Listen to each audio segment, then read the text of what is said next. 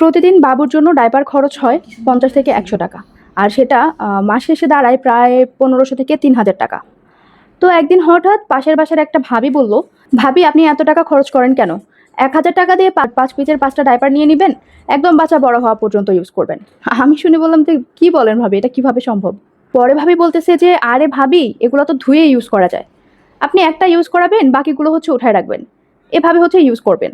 আবার এগুলো নাকি বাবুর স্বাস্থ্যের জন্য ভালো। তখন আমি চিন্তা করলাম যে হ্যাঁ, যেহেতু বারবার ধুয়ে ইউজ করা যায় তাহলে তো অবশ্যই সেটা স্বাস্থ্যসম্মত।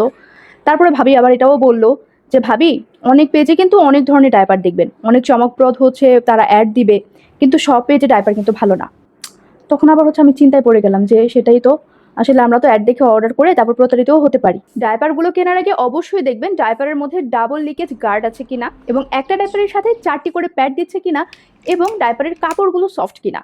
তারপর ডাইপারের মধ্যে যে বাটনগুলো আছে, বাটনের কোয়ালিটি ভালো কিনা, এই জিনিসগুলো চেক করে তারপরে কিনবেন।